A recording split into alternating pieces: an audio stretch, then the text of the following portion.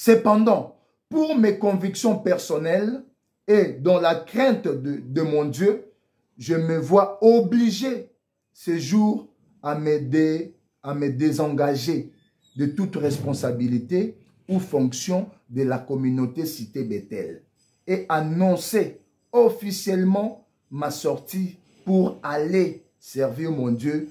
Qui étude aye oyo aye ko bimisa pasteur wana ya kingabona makasi azate. Wana un. Tu es tout démentir.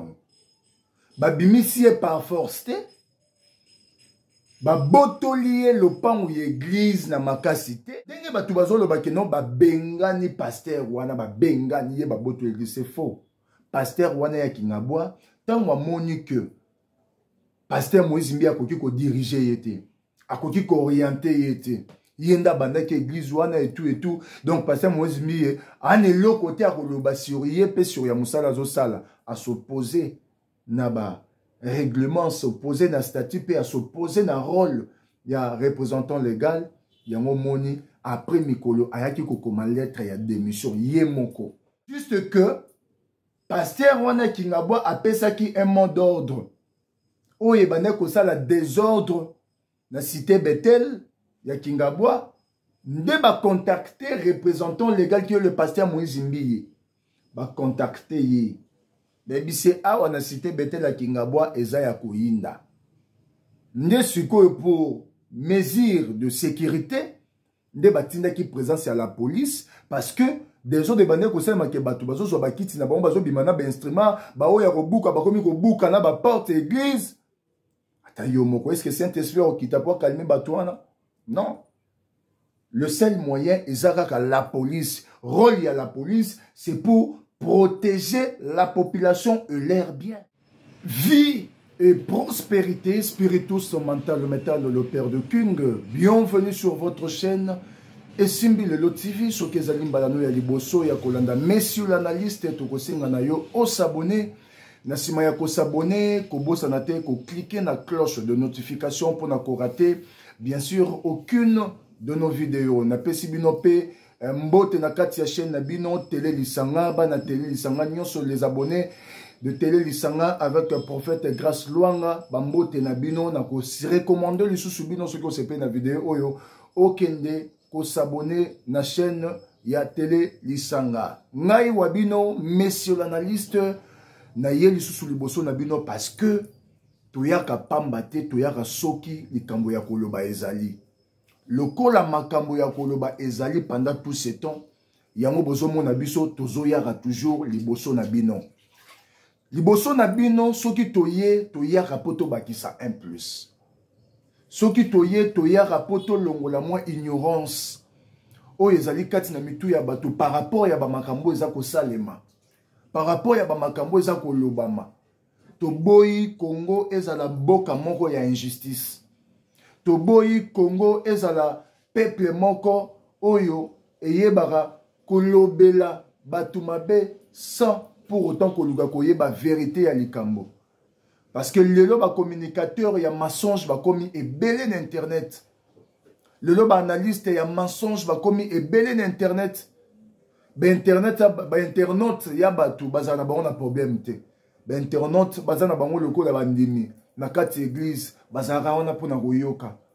Et parmi bango ezana batu kutu baluka te bazwa temps ya ko réfléchir koluka koyeba makambo bazolo bana biso eza lokuta to eza ya solo bazana bango bazana temps wana te bango bandima kaka alléluia amen. Mais bobo sana te ba communication le kuta ezali ba communicateur ya mensonge bazali ba analyste pe ya mensonge bazali toye ko sala musala oyo pona koloba anisika ya a koloba benisika ya b. Voilà, soki muto asali malamu tolobi malamu ya muto azo sala, soki muto asali mabe tolobi mabe ya muto azo sala. Toboyi tozwa malamu ya muninga tolatisa ngo mutu tozwi mabe ya muninga tolatisa ngo mutu. Voilà pourquoi ozomona pe c'est parmi les choses où ils ont freiné mboka oyo. Tous à la juste. Mais c'est l'analyste aye na suite ya dossier auto remekempe ko sa ba analyse mokolo ya lelo pe na ko ba ko communiquer bino parce que na uti ko zwa information ya source. Mokolo ya lelo to ko lobela sur Désordre au ezali ko salema au sein de la communauté Cité Bethel. Désordre wana euti wapi. Désordre wana euti par rapport il y a que rôle il y a pasteur Moïse Mbiye au sein il y a communauté Cité Bethel et comme il déranger Batumisusu. Rôle il y a secrétaire général qui est le pasteur Moïse Mbiye dans la communauté. Batumisusu bazo yamba rôle wana te, rôle wana eza le bienvenu te. Bande kona ngai problème o ezali, je crois, ezana batu ba communiquer bino makambo mabe. Biso nyonso tofanda ki tomona ki na kati ya réseaux sociaux. Vidéo o ezali ko circuler. O tozo mona batu bazo finga pasteur Moïse Mbiye. Na kati ya ba injure wana batu bazo loba na pasteur Moïse Mbiye aza mutema mabe, aza ndoki amona ki pasi ya église ote. Je crois bolanda yango na nous quelques secondes et bon tozong après. Spiritus mental metal le père de King boti kolanda. Vidéo wana ezotalisa désordre oyo esalemi na kati ya moko ya ba église ya Cité Bethel oyo ezwami na Kingabwa. Batu o ba yebi histoire te ba se précipiter koloba makambu to pe ko publier vidéo oyo na se ya ignorance. Ngai na ko tenir bandeko na ngai oyo bazo finga passer Moïse Mbiye regardez parce que bazana bango ba ignorant. Même la Bible nous dit Nzambe atenara ton ya ignorance te ya batu. Mutu aza ignorant, Nzambe atenara e regardez. A comprenara mutu na ignorance na e. Mais souhait ya Nzambe ezalaka mutu abima na ignorance. Bato ba fini passer Moïse Mbiye na kati ya vidéo oyo. Toko tenir bango regardez parce que baza ba ignorant. Vérité zabou. Église wana au place bozo mona ba finga passer Moïse Mbiye ezwami na Kingabwa. Ezali parmi ba église ya Cité Bethel. Cité Bethel o ezali communauté.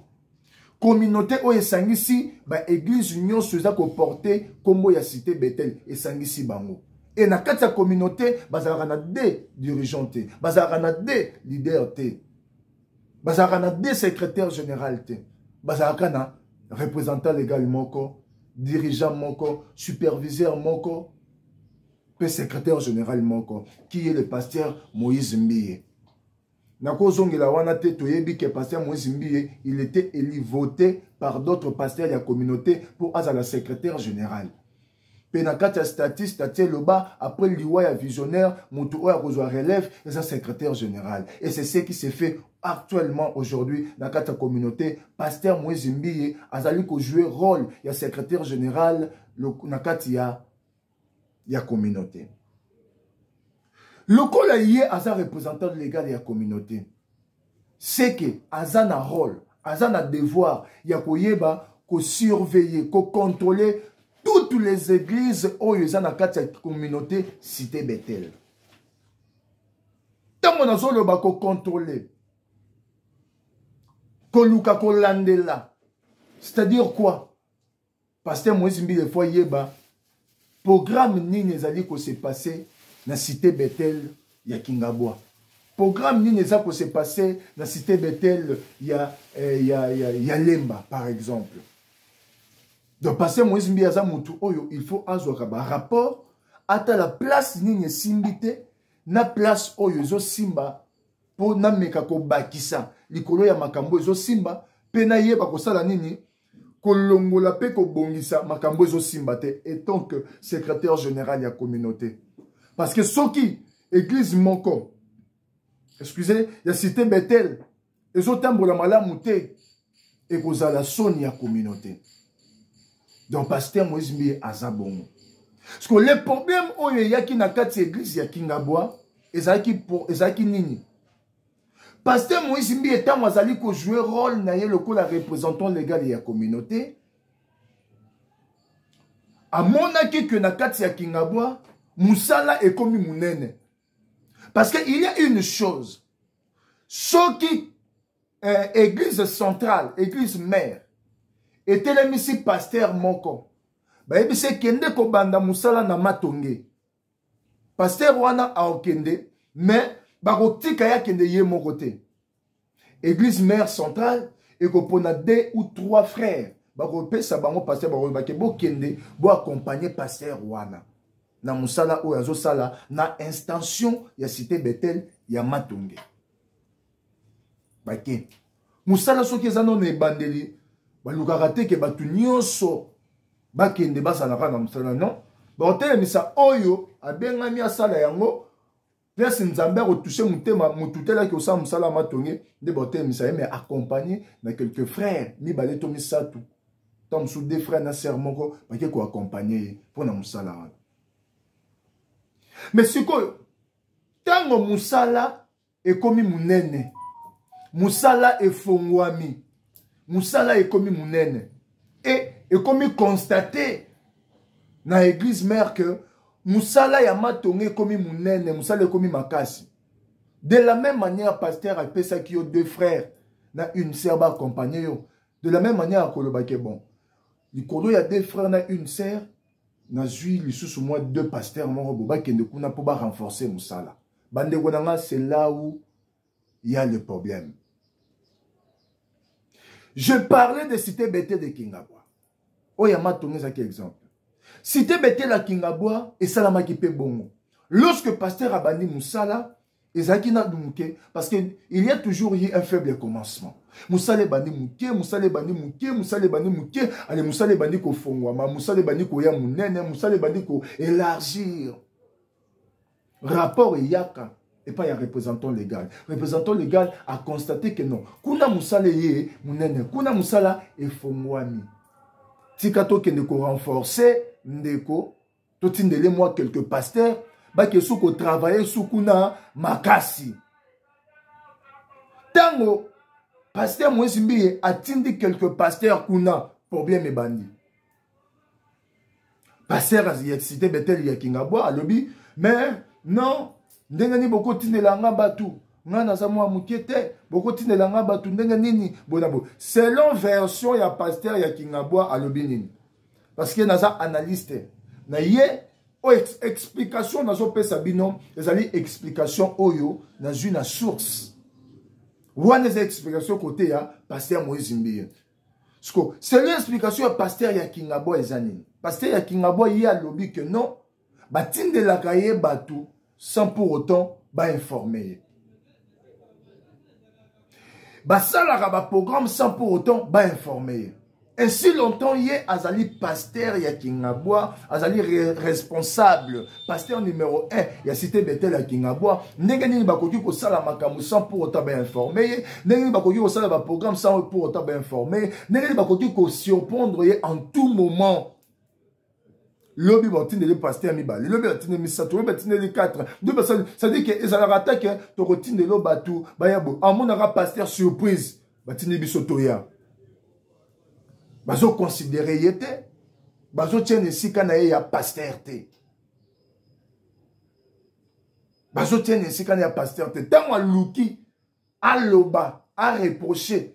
Et bimisi désordre, et bimisi mabe, ba monye suspect, ba monye traître, allez ba bengane une église, ba boto le pan église, ba tini la police. Wana version ya pasteur à Kingabwa. Mais côté ya pasteur Moïse Mbiye balobi que non. Explication non peut c'est bino c'est normal. Que communauté, ba église, ba extension, il faut ezala contrôlé par l'église mère. Donc centrale, cité Bethel la première rifuna. Yangonde et église mère, église centrale, yangonde il faut gérer, bah cité Bethel, contrôler. Qu'est-ce qui se passe dans la cité Bethel, il y a Yolo Nord et pas le pasteur José Kabenge, le char de fée. Qu'est-ce qui se passe dans la cité Bethel, il y a Yolo Kapela et pas il y a évangéliste Benjamin. Qu'est-ce qui se passe dans la cité Bethel, il y a échangère. Qu'est-ce qui se passe dans la cité Bethel, il y a Kingabwa. Il faut la contrôler par l'église, non, sa cité Bethel, par station, la contrôler dans l'église mère. eza ndenge bongo statut lobby, eza ndenge bongo ba règlement d'ordre d'intérêt na bango lobby, eza logique. Et ko contrôler eza nini? Eza raté que yetala mabe eza wapi, malamu eza wapi te. Eza pe ko constater niveau oyo, niveau pe évolution ya musala ndenge zo salema. Soto tiki ka pasteur yemoko a Okemba. Wana eza version ya côté cité Bethel. Et pas ya pasteur Moïse Mbie côté na ye. Na obite que pasteur Moïse Mbie mutayisi biso makambo. Batu oyo ba za pembe na ye nde ba informer biso. Yango biso peut le quoi ba communicateur, ba analyste toye ko communiquer bino boye ba vérité, bo ça n'embrouiller te. P côté ya cité Bethel et pas ya pasteur Moïse Mbie, il y a le preuve. Côté ya Kingabwa eza na ora verbalement. Wana na ora vérité. Makambo na oyebisa bino po na ngambo cité Bethel ya Kingabwa eza verbal. Côté ya pasteur Moïse Mbie eza avec preuve, na ora sabino preuve wana karasiko. Botika toujours connecté na kata chaîne na bino pe bola l'émission. Alors, contrôle wana ndé créer problème. Quand on passe à moi, je me dis que non, Moussala qui n'a pas comme il faut mais il mounane, si tu renforcer ba élément pour Moussala ne salema, passer à Kingabwa à l'ingité. Passer à Kingabwa à l'ingité. Tu éviter ce gars qui est derrière ma canisse déjà, à mon que l'église est fou, mais parce qu'ils aura toujours bon. Ce qui est l'église est bandée dans mon qui est fidèle na vision, zotambola na vision, papa so moni fungami obando beta de ba calcul na moto. Et oza maman l'église non ça le rambi mbi yango pe akufati. Non c'est la moi na ye, oza ya famille. Obando benda baboule. Na changer mon combo, té ça la faux. Na changer mi kande l'église le pomté. Na zora bandimo de ba messé nanga, toki na bango, toki o créer bord na biso. Ezaki de makanisi mais okoki koyaka kate ko exprimer ngo bongo il faut moi ba stratégie ezala loin des analyses na ngandenge nazo comprendre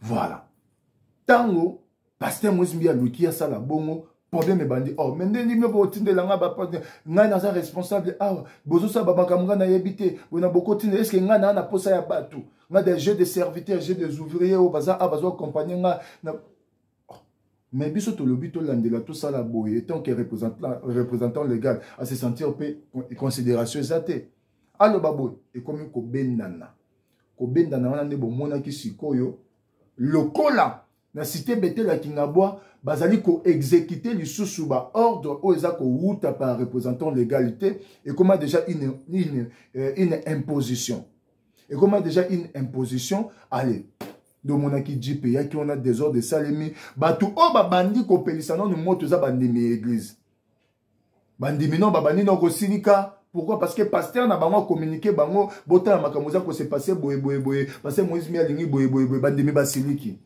to basiliki moto epeli makele bimi elongo na kati église bimi libanda désordre et ko simbate o ya oso donc mutuna mutako mozo eloko na ye c'est-à-dire que ça ordre. Toi déjà mon dimi akomi na bulke ah soki bongo nga na zui singa na miko na somba ki na kenango okuna bibo soki boye nga na zui 3 kiti na nga na somba ki na kenango o muso lobi oh kitunga na ezaya ngati asimbi yango kenango par ordre ya nani parce que tu obi que na kati église bayoka ka mutu moko c'est le responsable pasteur responsable numéro 1 ya église wana so lobi botika bandimi toko sana kutu te bandimi ba otosa so bibo sa beauté ba osala te so bi kimia so lobi désordre te mais so moni mutu na mutako mozo azui singa na ye okuna zui kitunga na ye okuna zui kiti na ye okuna bo c'est que pasteur wana ya Kingabwa c'est le analyse dans la pesa ki ordre mutu na mutu azwa o sengeli azwa to débrouiller place ya bando sambela il était sûr de lui parce que une église ce n'est pas les bâtiments une église ezali construction te. Une église ezali bakiti, eza cherté, eza micro, eza babafleté. Une église eza batou. On ne peut pas parler de l'église sans pour autant parler na batou. Voilà pourquoi la Bible nous dit là où 2 ou 3 sont réunis à mon nom, je suis au milieu d'eux. Bible nous dit que bipai batongelinga angar, je suis au milieu d'eux. Non, là où 2 ou 3. Donc église est banana batou. Le coup la pasteur Kingabwa, il était sûr que bandimi o eza ngande na gagner bango ngande na luka bango ata to tike église place na rozala baroya il était déjà sûr na bango voilà pourquoi makambo koma ndenge komi wana. Et bato ba yebi histoire te, ba yebi pena vraie version te, domoni babando filmer surtout ba na quartier. Na kati ba au moins église la combattre même na quartier. Bato nyonso déjà boyebi oyo nyonso le ba ma na pasteur Moïse Mbiye, bato nyonso bazala content na yete na quartier et ko sala nini et ko voilà. Et que bato bako profiter pe o ba linga église te bako profiter pe basala o bako sala ba ya ko filmer ba filmer ba ya ni. Mais c'est sûr bato ba filma ki wana ezaka bandimi église ya Kingabwa. Ah yango ba yebi na bango pété bazana bango pe bandimi to ko tenir bango rigueur te version o pasteur na bango yebisi bango biso to yebité parce que je ne crois pas que ceux qui yebisi bango vraie version bako ko réagir bongo. Au-delà de ça, vérité, bango moka bayebi. Maintenant, tu as bino dans autre image moko. Oh na utaki kocha na debi na tchela bino ngope na ebandeli. Bolanda. Voilà. Bozomo na photo wana o eza papier, eza lettre de démission. Lettre de démission. Parce que Marambo Otozoloba, du côté pasteur Moïse Mbiye, bon, loba Makambo na bango avec de preuves. Moutou premièrement déjà, Moutou Oyo, aye ko bimisa pasteur wana ya Kingabwa na makasi azate. Wana un, tu es to démentir. Ba bimisi par force te. Ba botolier le pan ou église na makasi te. Ok? Ba bengani epete. C'est juste que pasteur wana Kingabwa apesaki un mot d'ordre. Oye bane ko sala désordre na cité Bethel ya Kingabwa. Nde ba contacter représentant légal qui est le pasteur Moïse Mbiye. Ba contacter ye. Mais c'est awa na cité Bethel ya Kingabwa eza ya koyinda. Nde sikoyo pour mesure de sécurité, nde batinda ki présence à la police parce que des gens de bande ko sema ke bato bazo so bakiti na bango bazo bimana ba instrument ba oya ko buka ba komi ko buka na ba porte église. Ata yo moko est-ce que Saint-Esprit qui t'a pas calmer bato wana? Non. Le seul moyen ezaka la police, rôle à la police, c'est pour protéger la population et leurs biens. C'est ça le rôle de la police congolaise. Donc, le pasteur Moïse Mbiye a bengaki la police est na Kingabwa et ya qui te pour ebimisa moto par force, non? Et ya qui te pour et brutaliser moto to ebeta pasteur et kanga pasteur na bakanga e mutute ba ya ki karabacha kimia ba longo la désordre des arts na kimia ko taba sécuriser endroit ya Nzambe. Waneza lokwa liboso. Yami bale ndenge batu bazoloba ke non ba bengani pasteur wana ba bengani ye ba boto église, c'est faux. Pasteur wana ya Kingabwa tant moi moni que pasteur Moïse Mbiye akoki ko diriger yete, akoki ko orienter yete, yenda banda ke église wana et tout. Donc pasteur Moïse Mbiye ane lo côté a koloba sur ye pe sur ya musala zo sala à s'opposer na ba règlement, s'opposer na statut pe à s'opposer na rôle ya représentant légal yango moni après mikolo ayaki ko koma lettre ya démission ye moko wana eza lettre de démission ya pasteur. Ayaki kokoma lettre ya démission. Ye moko akomi lettre ya démission. Photo batindeli ngango nazomona penda bien te, mais na kosala effort natangela bino bo comprendre maloba na ye. Eza ebele na otanga nyonso te, mais bo comprendre des analyses, il faut avoir plus de précision dans ba dire pe na ba propos. Kinshasa le 7 janvier 2023. Donc, lettre de mission au Yakoma qui est depuis le 7, le 40e. Akoma qui est depuis le 7, le 14, une semaine après. Même Akoma qui lettre au il y a démission depuis le 7 janvier 2023. Révérend, représentant légal de la communauté, Cité Bethel Limité Kinshasa, au révérend pasteur chef de district de Kinshasa, cité Bethel, limité Kinshasa, révérend pasteur, je rends d'abord gloire au Seigneur Jésus-Christ pour m'avoir placé au pied de mon regretté apôtre Emmanuel Mbiyemoulaya. Et je remercie ces derniers pour l'encadrement et la formation reçue de sa part pour devenir ce que je suis aujourd'hui. En effet, hormis ma conversion en 1989 et mon appel au ministère comme encadreur de la jeunesse en 1993. Est-ce que vous landa? Pasteur Oyo, Andima Salamaramboyo, Azano Master Moïse Mbiete. Déjà, na mon était sur le plan physique, mais à mon année, à Moukola Moïse Mbiye, Abandi Makambope, Tom Souli Bosso Moïse Mbiye. C'est-à-dire, Babanda Penana apôtre, Azala encadré na apôtre.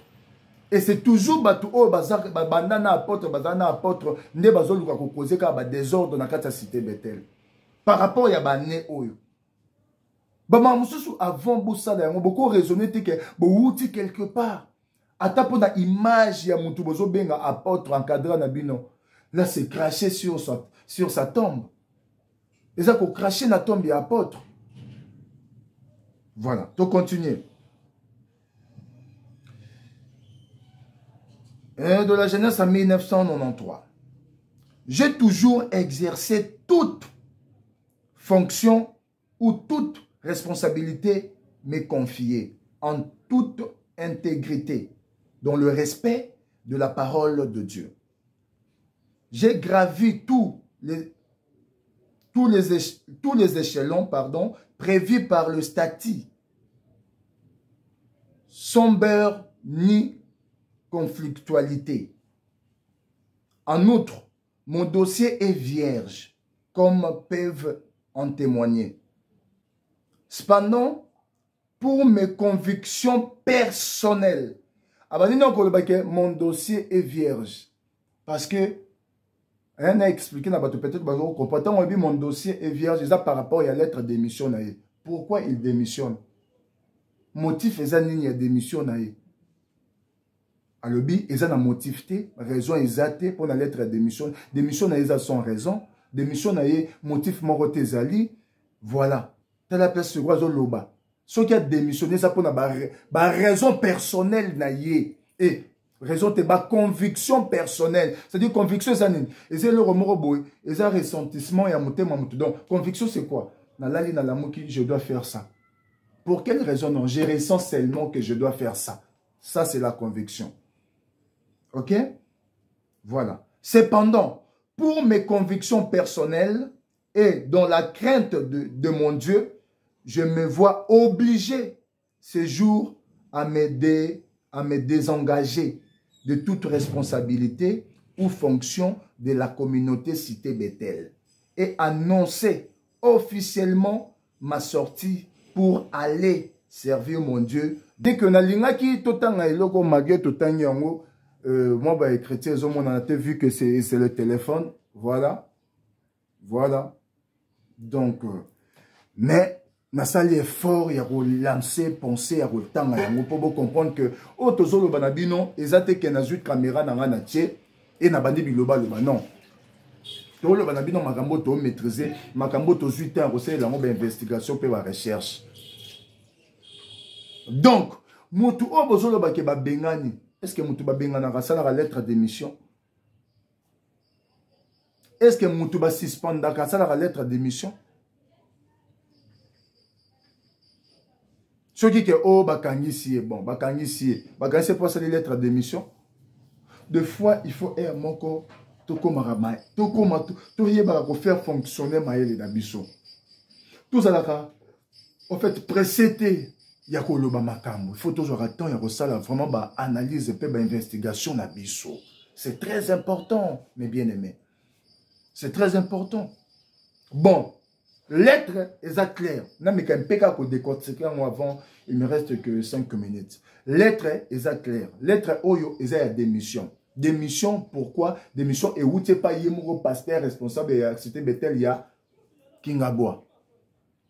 Raison de Tiniki à ça la lettre, il y a démission. Et yebanité, à lobby à moté. Parce que ce qui va raison, c'est là qui a mentionné dans la lettre de démission. Il a mentionné que vie et leur hôtel, vie non-respect, vie manque de considération à mon égard. Je préfère me désengager de toute fonction. Et il y a toujours eu des raisons tant que ça la démission. Vu que vous respectez Ngate, vu que vous considérez Ngate, vu telle chose, je décide aujourd'hui de me désengager de toutes mes fonctions. On a précisé. Mais il y a lobby, mon dossier est vierge. C'est-à-dire que, si vous avez un motif, il y a démission dans Ngate. Ceux qui n'ont pas démission, n'ont pas lettre de démission, ils ont pour conviction. Alors, vous avez raison. Parce que, vous avez raison, mais vous avez raison dans raison personnelle. Mais il n'y a pas de raison. Mais ce sont mes convictions personnelles. Dans mon que peut-être na wumeli pe na sama ko la porte sengi pe na sa pe mamnanga ailleurs. Abi bien sans rancune, sans rancœur. À ça la makamunaye ailleurs. Il y a moi ça les lettres il y a démission. Je crois que vous comprenez makambo oyo.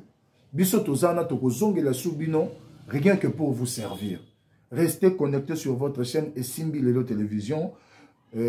Spiritus Mental Metal, le Père de King. Bye bye.